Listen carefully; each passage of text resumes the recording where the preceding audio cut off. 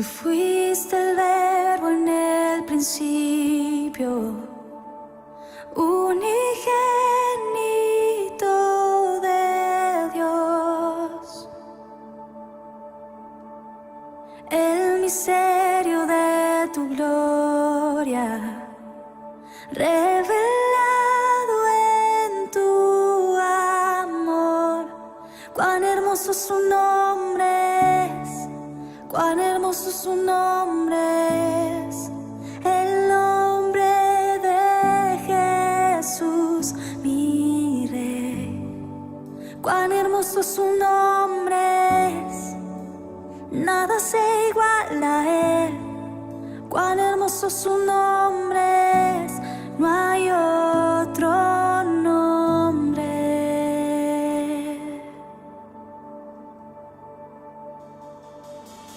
Dejaste el cielo por salvarme, me viniste a rescatar.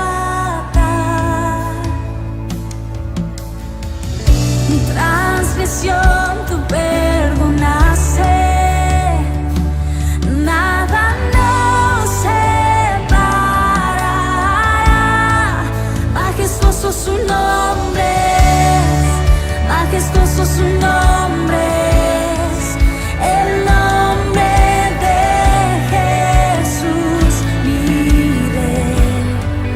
Majestuoso su nombre es, nada se iguala a él.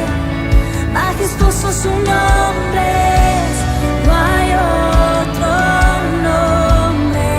Majestuoso su nombre es, no hay otro nombre.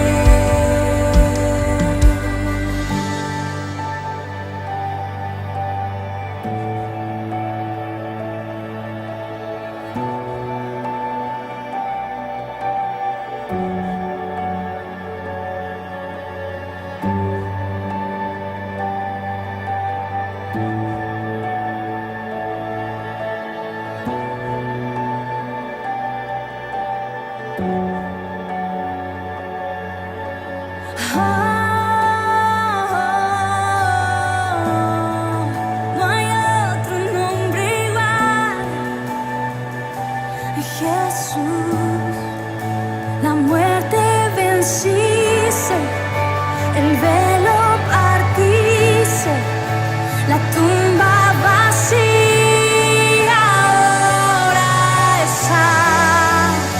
El cielo se aclara, tu gloria proclama, resucitaste en majestad, inigualable, incomparable, hoy y por siempre reinarás. Tuyo es el reino,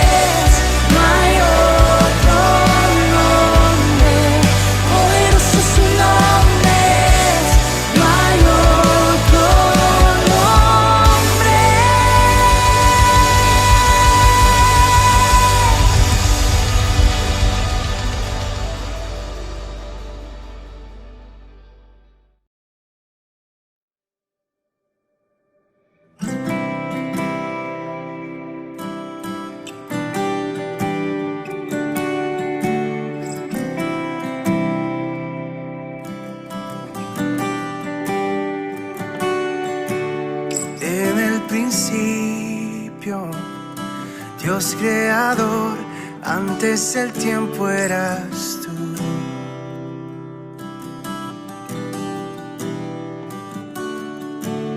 En las tinieblas tu voz escuchó, con ella creaste la luz.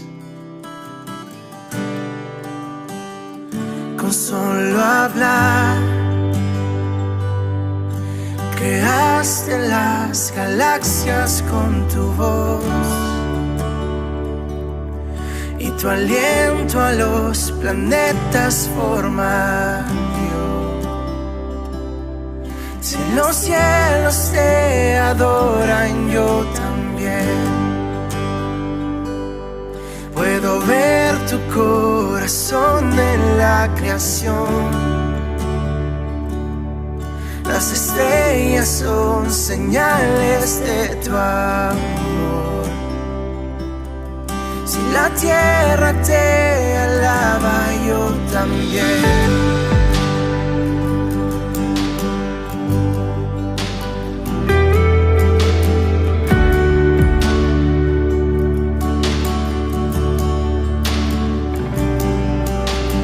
Dios de promesas, tu palabra es fiel, tus dichos permanecerán.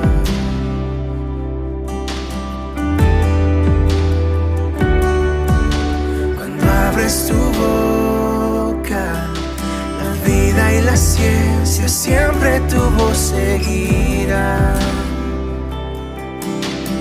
Oh, con solo hablar le diste vida a todo alrededor.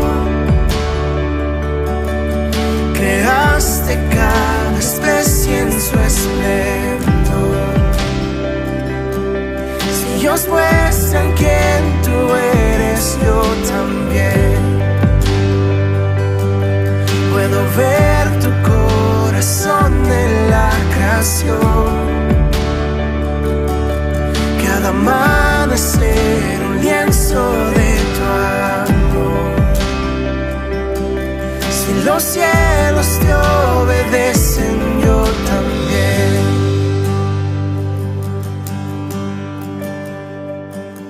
Yo también.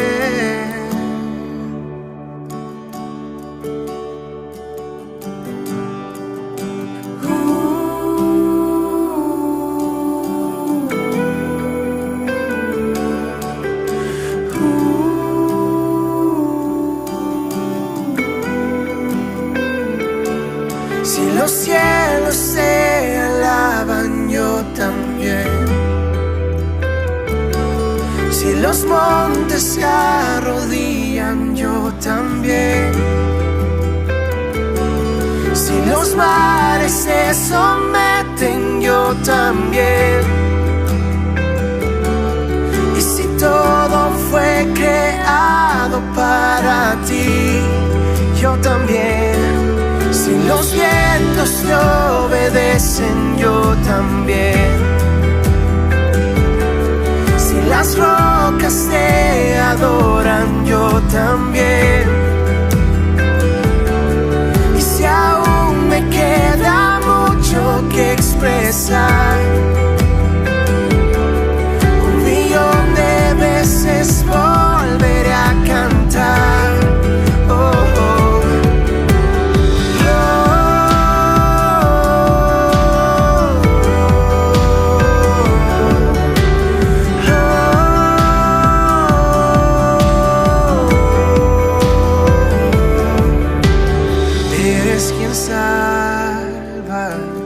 Viniste por mí, peleaste por mi corazón.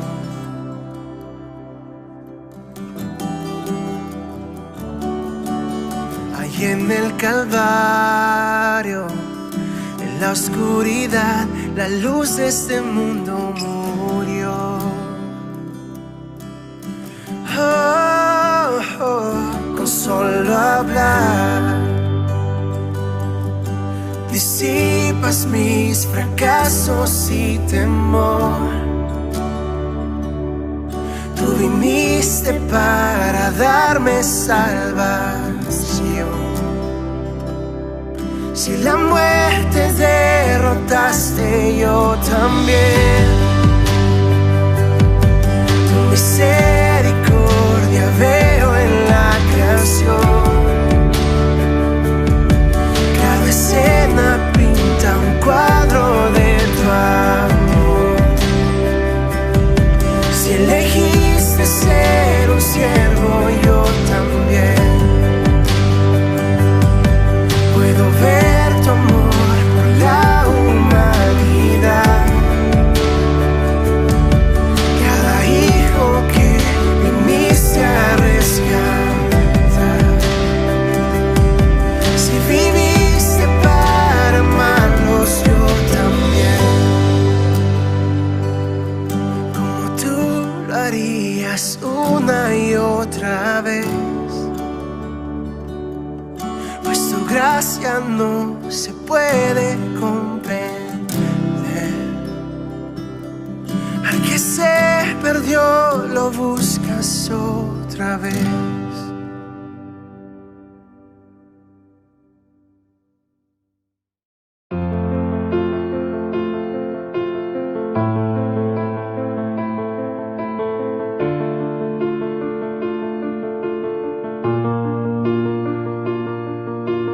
Lucho con las voces en mi mente, dicen nada soy.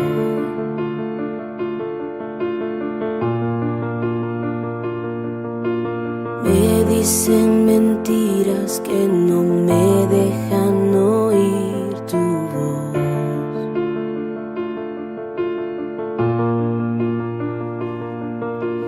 En cada momento me demuestras que no soy mi error.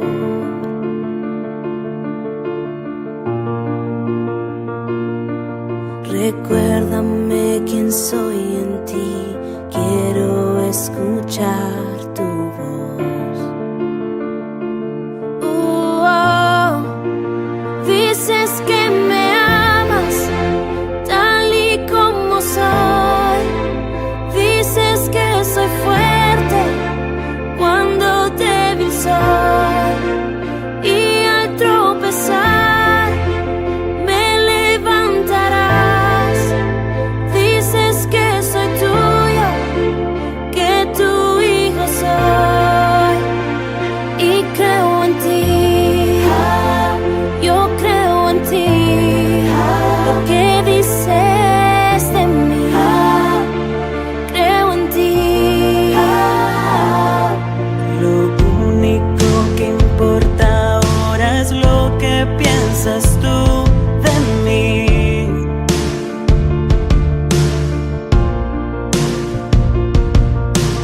Encontré mi identidad, encontré valor en ti. Dices que me amas tal y como soy. Dices que soy fuerte cuando débil soy, y al tropezar me levantarás. Dices que soy tuyo, que tu hijo soy, y creo en ti. Yo creo en ti. Lo que dices de mí, creo en ti.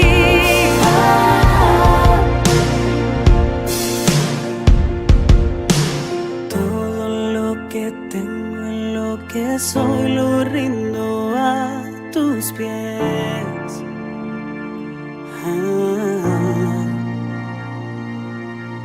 En cada derrota y victoria en ti yo confiaré.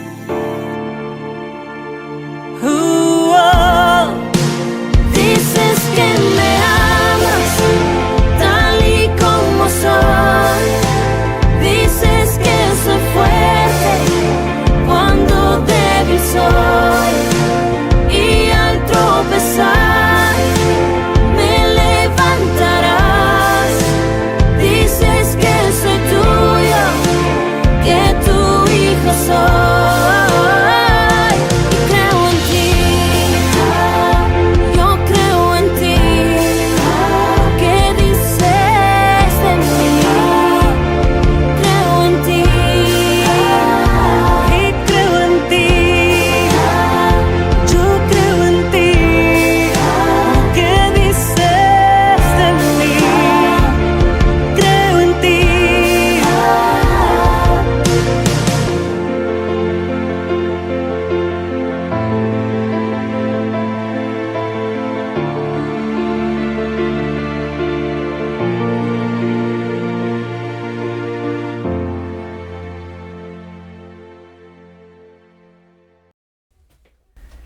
Shalom, shalom, bienvenidos a esta su casa. Kerigma Casa de Oración siempre se alegra por estos días de emisión cuando toda la familia se reúne con un solo propósito y es el de escuchar la palabra de nuestro Padre que nos ayuda a crecer, que nos ayuda a formar nuestro carácter, a perfilar esa identidad solamente en su Hijo, en Yeshua nuestro Mesías. El día de hoy nuestro pastor Carlos Zamboní desde la ciudad de Bogotá estará trayendo la palabra. Espero sea de gran bendición para tu vida. Bendiciones, shalom. Amada familia, bendiciones. Grato poder contar con cada uno de ustedes al frente de sus televisores y que nos acompañen en armonía, en amor hacia esta su comunidad, esta familia, Casa de Adoración de Kerigma. Bien, esta mañana quiero compartir con ustedes la enseñanza, y la enseñanza de hoy la traigo y comencé precisamente leyendo un salmo, el Salmo 136. Y cuando leemos ese Salmo 136, a la parte B, como comúnmente conocemos después de un punto y coma o de una separación de un párrafo, esa parte B en cada versículo nos dice: Dios nunca deja de amarnos, porque para siempre es su misericordia, porque su amor perdura para siempre, porque su fiel amor es para siempre, porque su amor es eterno. Y leo estos párrafos en diferentes versiones, especialmente las más populares, las que nosotros utilizamos comúnmente.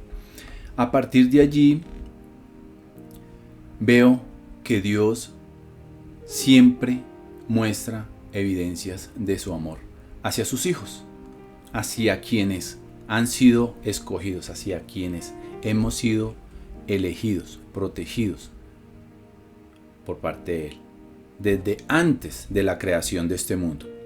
Cuando nosotros llegamos a leer en las Escrituras un árbol genealógico, por ejemplo, el árbol genealógico de nuestro Señor Jesucristo, Yeshua, tal vez, y lo más seguro que puede ocurrir, es que nosotros pasemos por alto la lectura de esa genealogía.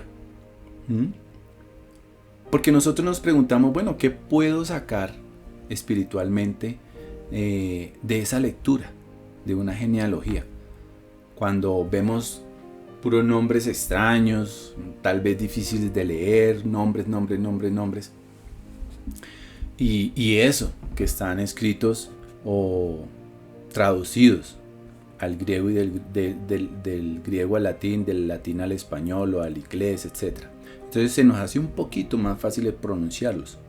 Sin embargo, si hubiesen estado en el original hebreo de cada uno de estos personajes de judíos o israelitas en ese entonces, pues menos nos darían gusto de poder leer esa genealogía.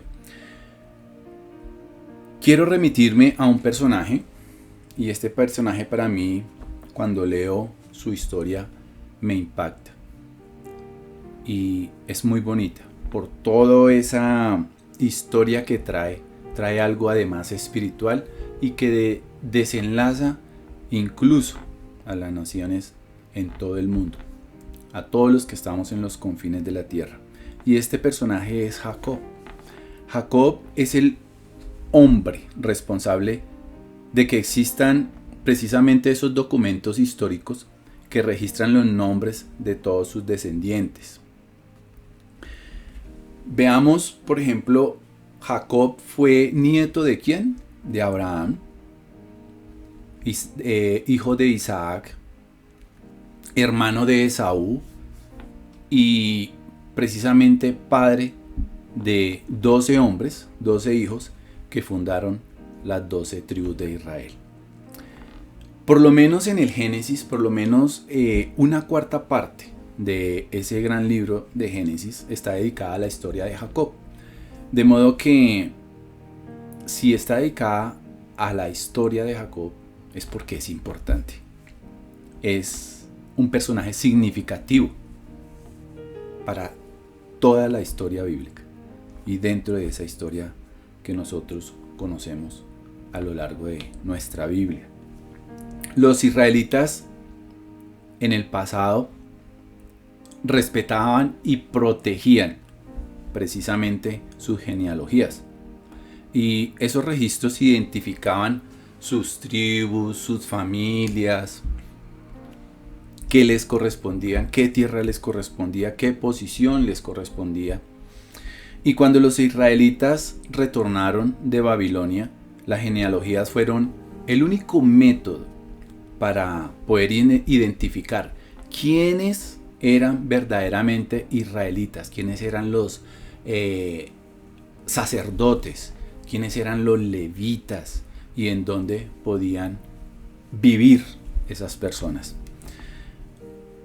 Pero hay algo incluso más importante que esto. Esos nombres antiguos, son eslabones. Cada nombre, cada persona, cada vida, son eslabones en la cadena del plan de salvación de nuestro Dios. Y ese plan de salvación, en toda esa cadena, en ese eslabón, culminó en el nacimiento de Yeshua, el Hijo de Dios, el Salvador del mundo, tu Salvador. Las últimas genealogías que encontramos precisamente en Mateo 1, en Lucas 3, son las de Yeshua. Ellas comprueban en su humanidad que Jesús proviene de la tribu de Judá, de la familia de David, y es el legítimo heredero del trono de David. Bien, la vida de Jacob, pues ya centrándonos un poquito más en la vida de Jacob. La vida de Jacob, cuando nosotros comenzamos a estudiarla, a comprenderla, no fue fácil. Con su hermano mellizo eran totalmente diferentes. Incluso desde el vientre, cuando estamos leyendo su historia al principio, ellos ya venían con cierta rivalidad. Y sus características, a diferencia con su hermano, como les dije, era totalmente diferente. Jacob era un personaje muy casero. Él disfrutaba de estar en su hogar, contrario a lo que le gustaba a su hermano Esaú. Él le gustaba disfrutar, pasar tiempo cazando en el campo, incluso pasaba días por allá cazando. Entonces nosotros vemos que ese hogar estaba dividido. Cuando nosotros vemos todo lo que le sucedió a ese hogar, entonces empezamos a decir, ese hogar es algo disfuncional. Y disfuncional no es que no exista un papá o una mamá, o que están separados. No, también hay líos dentro de las familias ya compuestas, ¿sí? Donde no hace falta ninguno de los padres y que tienen sus hijos. Y ese hogar estaba dividido. Isaac favorecía a Esaú y su madre Rebeca favorecía precisamente a Jacob. Era su hijo consentido. Ambos padres sabían que Dios había determinado que la bendición iba a ser ¿para quién? Para Jacob. Sin embargo, Isaac ignoró eso. Pero Rebeca decidió cumplir la voluntad de Dios a su manera. Al comienzo ellos oraron a Dios por un hijo. Luego reemplazaron esas oraciones por estrategias propias, por estrategias personales. Jacob, con ayuda de su madre, engañó a su hermano para quedarse con la bendición y la primogenitura. Ellos no esperaron a que Dios obrara en su tiempo. Esaú, a causa de todo esto que se desenlaza, el hermano de Jacob, él amenazó con matarlo a tal punto que su madre le dijo: mijito, váyase para donde su tío Labán y quédese allá unos días. Y lo envió a una distancia de 800 kilómetros. Yo calculo más o menos un poquito más allá de Bogotá a San Agustín, tal vez un poquito más allá. Y lo envió a esa distancia para que se quedara esos días. Y esos días se convirtieron en ¿qué? En décadas. En décadas, y lastimosamente su madre no volvió a ver a su hijo favorito. Su tío Labán al pobre Jacob le hizo la vida imposible. Imposible. El nombre de Jacob, de acuerdo a las lecturas, el significado es engañador, el engañador. Y Jacob, el engañador, por la historia con su hermano, Jacob el engañador precisamente pasó a ser engañado durante todo ese tiempo con su tío Labán. Entonces Raquel, al enamorarse, al casarse, que era su amada, Raquel no era muy fértil, le dio solamente 2 hijos y lo culpó a él por esa situación. Y Jacob culpó a Dios. Y a veces eso sucede en nuestras vidas. Buscamos un culpable, buscamos un tercero, buscamos un cuarto. Y eso no solamente sucedió ahí con Jacob desde el comienzo de la creación. ¿Qué fue lo que hicieron ustedes? ¿Dónde está Eva? ¿Qué hizo Eva? No, tomó el del fruto prohibido, comió. ¿Y qué pasó con usted? No, pues yo comí, pero la mujer que tú me diste, ¿sí? Tú tienes la culpa, la mujer que tú me diste. Y eso sucede en muchas circunstancias. Buscamos un culpable. Raquel tenía una sierva. Bueno, ahí tenía una sierva. Por su circunstancia le dijo: mijo, Jacob, mi amor, ahí está la sierva, ¿por qué no te casas con ella para que tengamos hijos? Y con esa sierva, Bilha, tuvo 2 hijos. Lea, su otra esposa, Lea, mi hija, Lea, su otra esposa, ella era más fértil, ella le dio 7 hijos. Fue su primera esposa, con la que le engañó su suegro Labán. Ella le dio 7 hijos y le quedó gustando como el tema con el cual salió Raquel. Y le dijo: Jacob, cásese con la sierva, una sierva llamada Silpa. Y su sierva le dio 2 hijos más, convirtiéndose ella en su 4ª esposa. Raquel oraba por sus hijos y al final le dio a su hijo amado José. Jacob realmente con 4 esposas no sabía con quién acostarse. Si permanecía dentro del campamento tenía problemas, si venía de trabajar tenía ese lío, ese dilema, no sabía con quién estar. Así que la dinámica de esa familia marcaba ¿qué? La rivalidad, marcaba la envidia, marcaba la competencia entre todos ellos, marcaba la rivalidad, la incredulidad también. Volvamos con Labán. Con Labán, el tío de Jacob, eso era totalmente el pobre Jacob viviendo en esclavitud, ¿sí?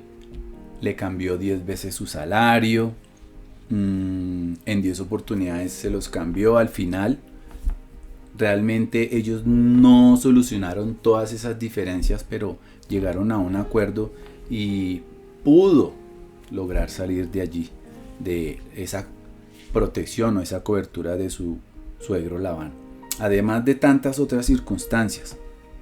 Ahora, con su hijo José, ¿qué sucedió en el seno de ese hogar con su hijo José? Jacob con su hijo José, el primer hijo de su amada esposa Raquel. Muchas cosas sucedieron y tal vez usted recuerda, sus hermanos vendieron a José a los mercaderes para convertirlo en esclavo. Pero ¿Por qué tanto odio? A tal punto que sus hermanos querían asesinarlo. Y lo iban a asesinar. Realmente iban era a matarlo. Sus propios hermanos. Y eso era a lo que yo me refería. Rivalidad, envidia. Pero también eso se genera, y esas consecuencias se generan por algo.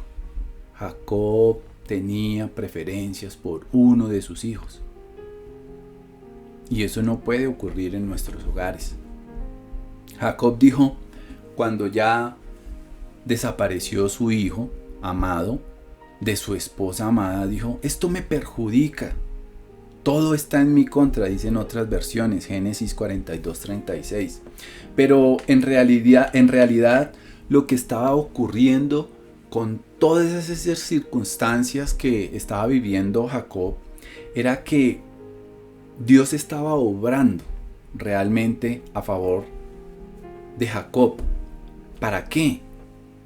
Para preservar la familia y construir una nación. Una nación. Jacob tenía una fortaleza. A pesar de toda esa vida que vivió, que sufrió, él tenía una fortaleza. Pero, ¿qué fue lo que hizo que Jacob realmente siguiera avanzando cuando todas esas cosas y todo el mundo parecía estar en su contra? ¿Qué sería? ¿Qué sería? Y yo creo que el secreto de Jacob para poder llevar todas esas dificultades, todas esas circunstancias, hasta caóticas, es que él sabía que Dios lo amaba. Él sabía que el Señor lo amaba. Incluso encontramos en las Escrituras, en dos oportunidades, que Dios dijo, amé a Jacob. Amé a Jacob. Y eso lo encontramos en Malaquías 1:2 y en Romanos 9:13. Y desde el momento en que Jacob se encontró con Dios en Betel hasta Egipto, el Señor le dio a él muchas evidencias de su amor. Por eso el título de esta enseñanza, evidencias de su amor. Y esas evidencias de su amor pueden animar al pueblo, a todo el pueblo de Dios en la actualidad. Esas evidencias yo creo que también pueden animar su vida, la mía, y evitar que nosotros nos rindamos cuando las cosas se ponen realmente difíciles. Entonces comencemos con la primera evidencia. La primera evidencia es que Dios lo escogió. Dios escogió a Jacob. Y esa evidencia pues realmente es obvia, ¿sí? Porque si Dios lo amó es porque Dios lo escogió. Pero recordemos que Esaú fue el primogénito, pero no lo escogió.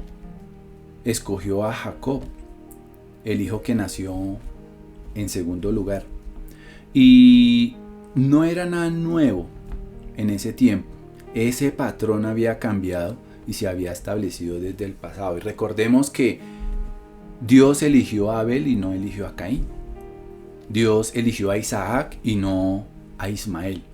Y también escogió Jacob al segundo hijo de José más adelante. O sea, a Efraín y no a Manasés. Entonces, ¿qué sucede? Dios rechaza nuestro primer nacimiento. Y en su gracia nos ofrece un segundo nacimiento. Un nuevo nacimiento espiritual. Y eso es lo que sucede.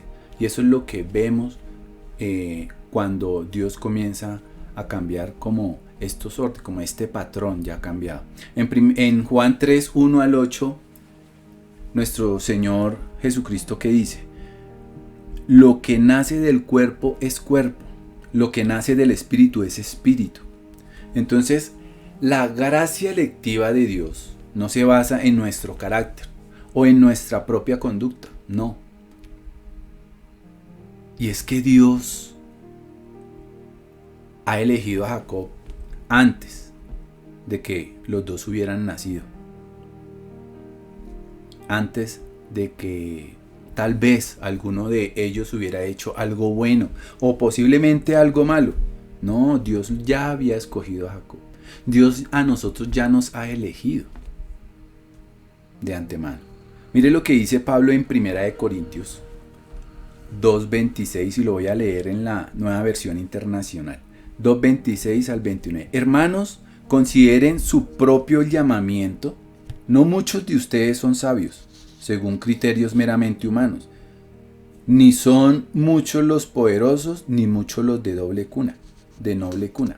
Pero Dios escogió lo insensato del mundo para avergonzar a los sabios, y escogió lo débil del mundo para avergonzar a los poderosos. También escogió Dios lo más bajo y despreciado y lo que no es nada para anular lo que es, a fin de que en su presencia nadie pueda jactarse.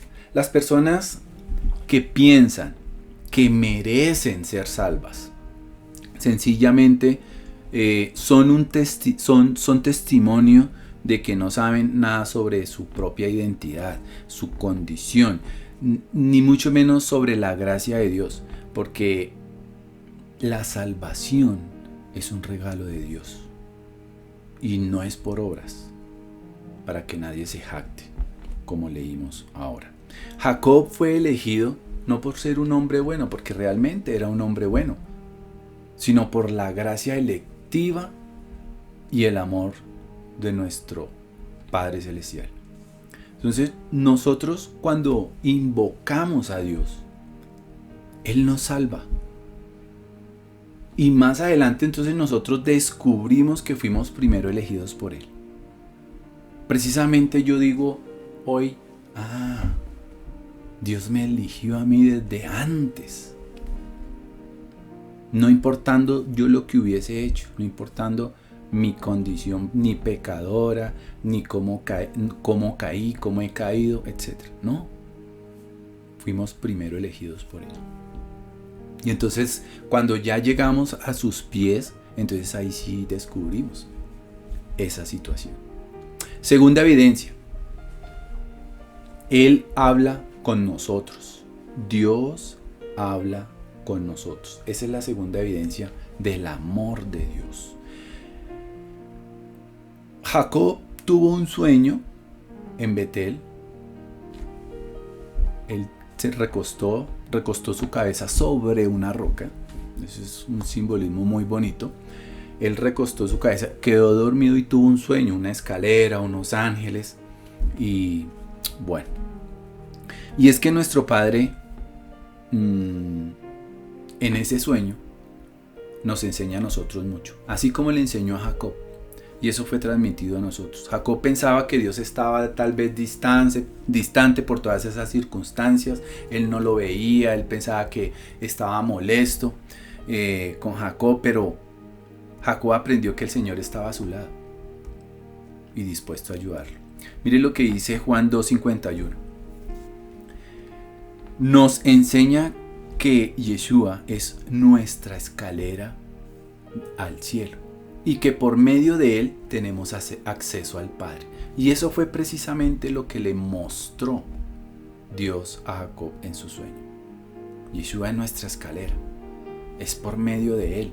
Y cuando Jacob, por ejemplo, se mudó a Egipto, Dios le comunicó palabras amorosas, palabras de confianza. Claro, estaban temerosos porque tenían que trasladarse a una nación totalmente diferente, extraña para ellos. Pero Dios le dio palabras amorosas y le dio palabras de confianza. ¿Para qué? Para dar ese paso y pudiera ir con tranquilidad salvando a toda su familia. Leamos lo que le dijo en Génesis 46, del 1 al 4. Israel emprendió el viaje con todas sus pertenencias. Al llegar a Beerseba, ofreció sacrificios al Dios de su padre Isaac. Esa noche Dios le habló a Israel en una visión. Jacob, Jacob, aquí estoy, respondió. Yo soy Dios, el Dios de tu padre, le dijo. No tengas temor de ir a Egipto, porque allí haré de ti una gran nación. Yo te acompañaré a Egipto, y yo mismo haré que vuelvas. Además, cuando mueras, será José quien te cierre los ojos. Si queremos tener poder para nosotros vencer, es fundamental que escuchemos la voz de Dios. ¿Y cómo escuchamos la voz de Dios? Mientras leemos y meditamos en su palabra. Cuando nosotros abrimos la Biblia, Dios abre precisamente su boca para hablarnos. Y si tenemos nosotros una disciplina de esperar en Él diariamente, vamos a comprender qué es lo que quiere Él de nosotros. Él siempre posee exactamente la promesa. Él posee exactamente la advertencia. Él posee exactamente ese consejo o la seguridad que nosotros estamos necesitando en ciertas circunstancias o en todas las circunstancias de la vida. Y es allí, disciplina con su palabra, para poder entender cuando Dios nos está hablando, para poder escuchar cuando Dios nos habla. Tercera evidencia, Dios nos disciplina. Dios nos disciplina.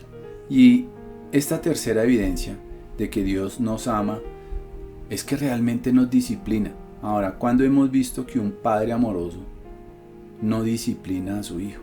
Más bien sería ver lo contrario. Hebreos 12 nos compara, por ejemplo, como aquellos atletas disciplinados. Por ejemplo, yo practico artes marciales. Ustedes saben, tal vez, muchos sabrán acerca de eso. Y cuando yo quiero alcanzar una meta, bien sea en mis capacidades, en mis habilidades corporales, o una meta de título, o alcanzar un rango en las disciplinas que practico, pues yo tengo que ser muy disciplinado para poder llegar allá y poder cumplir con esa meta. Por eso precisamente en Hebreos 12 nos habla de eso. Los atletas deben ser ¿qué? Deben ser disciplinados y esperan soportar el reto de las pruebas para poder lograr esa victoria. Y eso es lo que debe suceder con nosotros, sus hijos. Nosotros debemos ser disciplinados como atletas. La palabra disciplina es un término que proviene de la palabra discípulo. Y los discípulos del Mesías Yeshua deben obedecer las reglas y someterse al entrenamiento de su maestro. El hecho de que Dios a nosotros nos discipline, porque a ninguno nos gusta estar disciplinado, pero es necesario en muchas circunstancias. Y a nosotros también nos toca disciplinar a nuestros hijos. El hecho de que Dios nos discipline realmente es una prueba de que somos sus hijos, porque si ningún padre tuviese el derecho de disciplinarnos, entonces no estaríamos emitiendo tampoco amor. Seríamos partícipes de la destrucción de una vida, por ejemplo. Y tampoco un padre tiene el derecho de disciplinar a un hijo que no es suyo. Solamente el padre disciplina a su hijo directamente. Entonces, cuando el padre nos castiga con amor y cuando él hace eso con nosotros, nos está asegurando que somos ¿qué? Sus hijos precisamente. Somos sus hijos, dice la palabra, porque el Señor disciplina a los que ama y azota a todo el que recibe como hijo. A todo el que recibe como hijo. Entonces debemos estar seguros de que Dios nos va a disciplinar a nosotros y a aquellos que lleguen a los pies de Dios. Aquellos que vayan a llegar a los pies del Padre eterno. Eso lo encontramos tanto en Hebreos 12 como en Proverbios 3, del 11 al 12. Una de las disciplinas que Dios nos da es permitirnos cosechar lo que nosotros hemos cosechado. lo que nosotros hemos sembrado. Y es eso. Nosotros cosechamos lo que sembramos. Cosechamos lo que sembramos. Si tú cosechas mal, eso vas a cosechar. Incluso si no estás tú, o incluso podrían cosechar tus hijos. Y qué delicado y qué triste sería eso. Esa es parte de la disciplina que nos da Dios. Y Dios no siempre interviene en esas circunstancias. Esta semana se comunicó conmigo una compañera de colegio. Y me dijo, quiero compartir contigo algo, Carlos, quiero desahogarme contigo. Resulta que unos amigos cercanos, su hijo de 10 añitos, se quitó la vida. Y esto sucedió hace 3 días. Se quitó la vida. ¿Por qué? Por los juegos y sus retos de sus juegos. Tal vez le pusieron un reto y el niño, tal vez muy inocente, pues efectuó ese reto y terminó con su propia vida. Entonces uno comienza a decir, ¿qué está sucediendo? No hay padres atentos a sus hijos. Le están entregando absolutamente todo a sus hijos y con decir que tienen absolutamente todo los descuidamos. De los hijos debemos estar atentos, disciplinarlos. Y eso no es no quererlos, eso es amarlos, estar atentos de ellos. Y es muy triste lo que está sucediendo hoy en día en nuestra sociedad. Y cuando eso toca cerca a nuestras puertas, realmente uno se siente afectado porque son personas cercanas tal vez a nosotros. Charles Spurgeon decía que Dios no permite que sus hijos tengan éxito en pecar. Y Abraham aprendió esto ¿en dónde? Aprendió esto en Egipto cuando mintió sobre su esposa. Lot aprendió esto cuando se fue a Sodoma, por ejemplo. Sansón pensó que el pecar no le iba a traer con ninguna consecuencia. Y nosotros ya sabemos qué sucedió con Sansón. Con David cometió también ese mismo error. Y pensamos que nuestros pecados no tienen consecuencias. Pensamos que pequemos, nadie se da cuenta, no va a pasar nada, yo voy a remediarlo. No. Pecar tiene consecuencias. Y no necesitamos convencernos de esta verdad, porque cada uno de nosotros, cada uno de ustedes, yo creo y estoy seguro que ha experimentado la disciplina de Dios en alguno o algunos momentos de nuestras vidas. Y creo que es mejor realmente que examinemos nuestra propia vida, nuestros propios corazones y veamos si realmente hemos nacido de nuevo. Lo que nos ha sucedido con todas estas cosas, con todas estas situaciones, es un recordatorio permanente. Y hablo de esas situaciones, es un recordatorio permanente. ¿Para qué? Para humillarnos y ayudarnos a ser obedientes más adelante. Al decir, a mí ya me pasó esto, yo quiero ser obediente. ¿Y cuál es nuestro recordatorio? En el caso de Jacob, por ejemplo, ¿cuál fue? Lo que le sucedió con Dios o con el ángel con el cual luchaba. De acuerdo a las versiones que ustedes lean. Él terminó, ¿cómo? Con una cojera. Entonces, ¿cuántos siervos de Dios muy conocidos sufrieron algún tipo de limitación física, por ejemplo? Y así como ellos estuvieron con esas limitaciones físicas, dieron testimonio de que esa limitación fue en realidad una bendición disfrazada. Y se me viene a la mente en este momento la de Ayub Buyisik, esa bendición disfrazada. y nosotros conocemos su testimonio. Ahora, la última evidencia, como cuarta evidencia, la cuarta evidencia es del fiel amor de Dios. Es la siguiente: Él pacientemente, Dios pacientemente cumple sus propósitos en nosotros por medio de nosotros. Son sus propósitos. Es que Él no va a cumplir propósitos con personas que no son de su pueblo. Es con nosotros. Sus propósitos incluso en su tiempo. Sus propósitos no tienen prisa. Sus propósitos, por ejemplo, con Abraham y Sara, ellos duraron 25 años para poder tener a Isaac. Son los tiempos. Pacientemente. Rebeca e Isaac duraron 20 años para poder recibir a Esaú y a Isaac y a Jacob. Jacob, ¿cuántos años duró esperando a su amada? 14 años.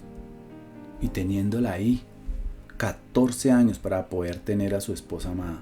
Y 6 años más para poder construir su rebaño y poder salir independientemente de allí donde se encontraba. En total, 20 años. 20 años. 22 años pasaron desde la traición de José hasta la reconciliación con sus propios hermanos. 22 años. Y hoy vemos, no, conocí a mi novia y ya me quiero casar. Ya quiero estar con ella.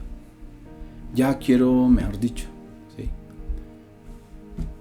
Quiero comprar ya todo esto. Quiero conseguir dinero ya, y es todo ya. Next, como dice José Ordóñez.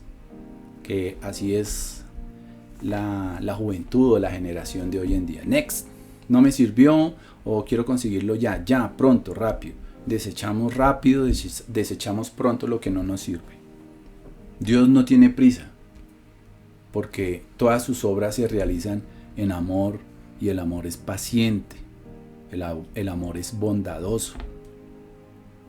Más bien lo que nosotros debemos es agradecer que Dios se toma su tiempo para obrar en nuestras vidas.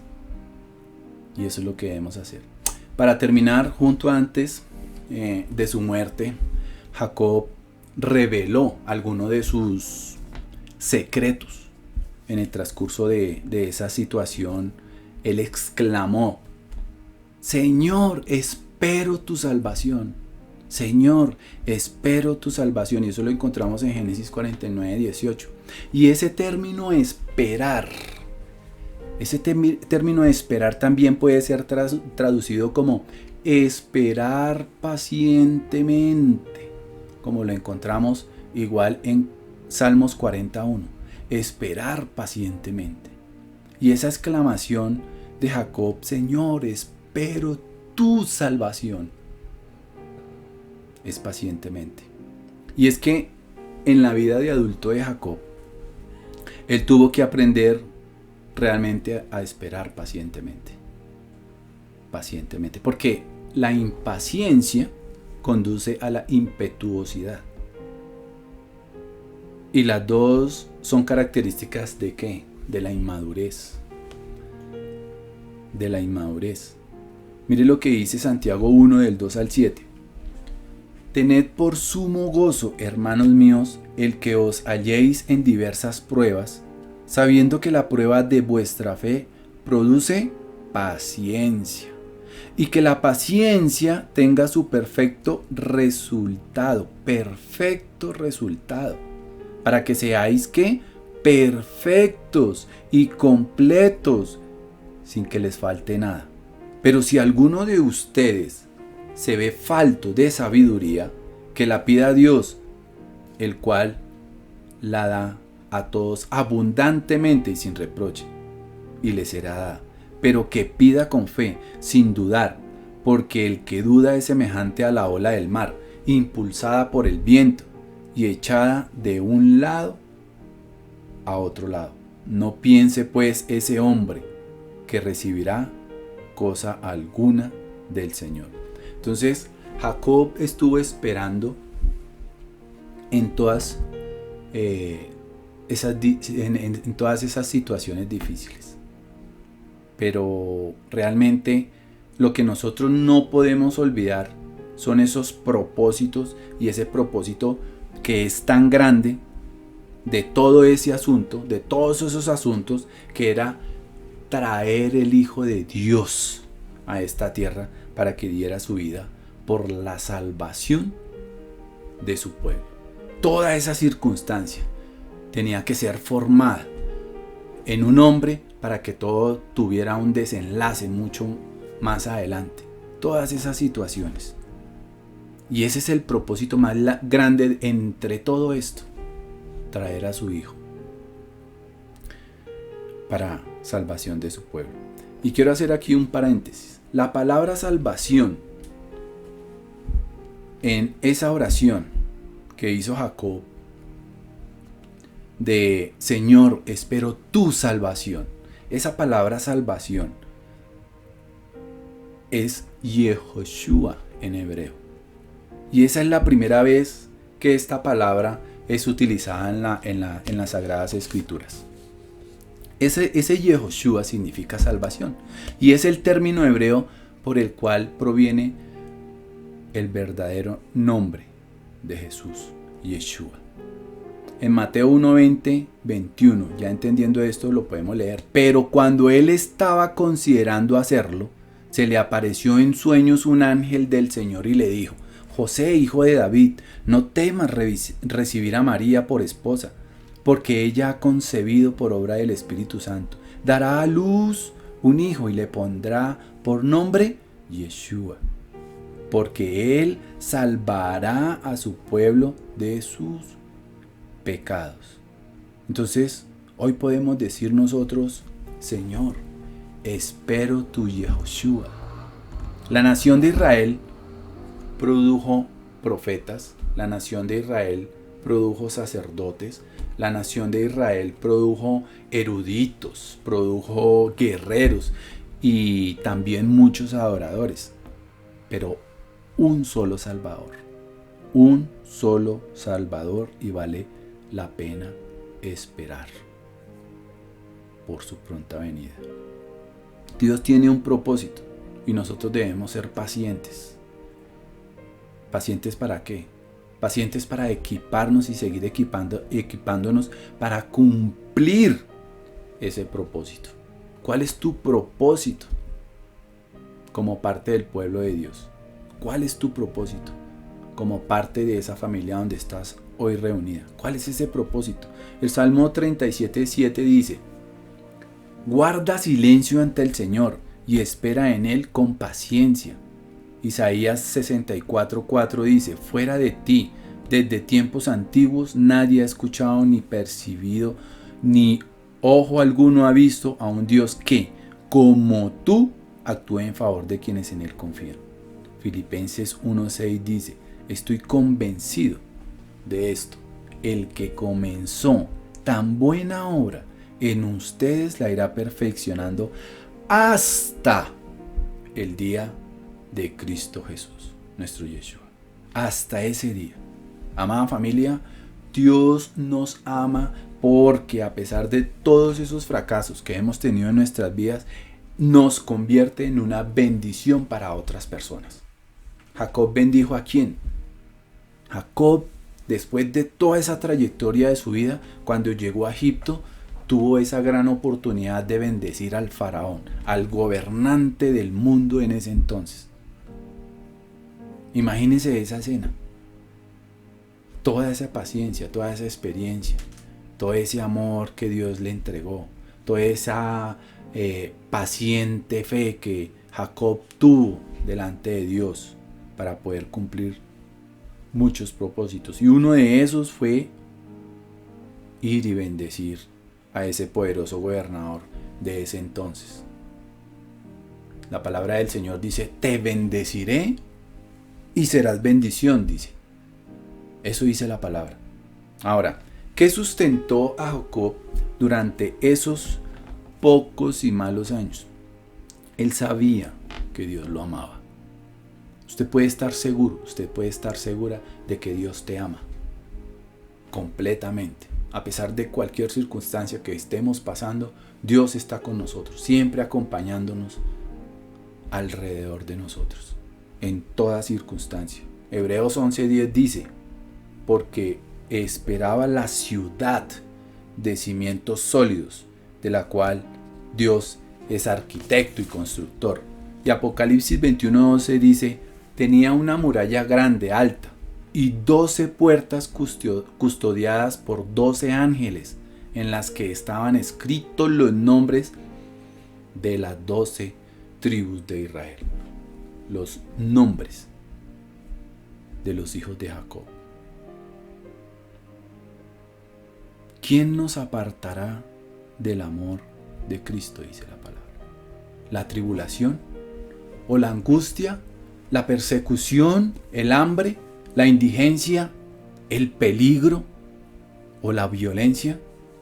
Sin embargo, en todo esto somos más que vencedores por medio de aquel que nos amó, pues estoy convencido de que ni la muerte, ni la vida, ni los ángeles, ni los demonios, ni lo presente, ni lo porvenir, ni los poderes, ni lo alto, ni lo profundo, ni ninguna alguna ni cosa alguna en toda la creación podrá apartarnos del amor de Dios y del amor que Dios nos ha manifestado. ¿En quién? En Cristo Jesús, nuestro Señor. Sabemos que el amor de Dios nunca falla, y eso lo tenemos seguro. Si usted tiene una fe firme, una emuná en hebreo, que significa firmeza, y por eso renunciar jamás es una opción. Jamás será una opción. Debemos estar firmes en su palabra. Debemos estar seguros de que Dios nos ama. Debemos estar seguros de que Dios te ama. Dios te ama en cualquier situación. Y debemos ser pacientes para llegar a una madurez espiritual delante de Dios, para que se cumplan los propósitos del Eterno. Amada familia, muchas gracias, y quiero dejarles aquí en la descripción, debajo de este video, y no lo comparto en este momento porque tiene derechos de autor. Simplemente dele clic al terminar esta emisión, busque el video que quiero compartir con ustedes el día de hoy. Dios los bendiga, Dios los ama mucho, que haya gracia en el corazón y en la familia de cada uno de ustedes, y que Dios les dé un gran shalom para todos. Amén.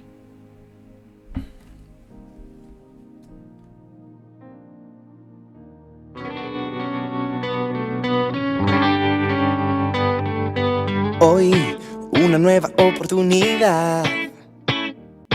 El ayer es pasado, el mañana es futuro, y todo lo que tengo hoy es un día más para conocerte un poco más, para andar de tu lado, agarrado a tu mano, sin miedo a este mundo. Y viviré cada día como si fuera el último. Disfrutaré cada día como el primero. Te entregaré todo lo que soy cada mañana, de que sale el sol en mi ventana. Voy a buscarte, encontrarte en tu pecho, recostarme, mirarte, abrazarte, mi vida regalarte, y cada día empezar de nuevo. Voy a seguirte, amarte, vivir para adorarte, en tu cruz renovarme y seguirte sin cansarme, y cada día empezar de nuevo.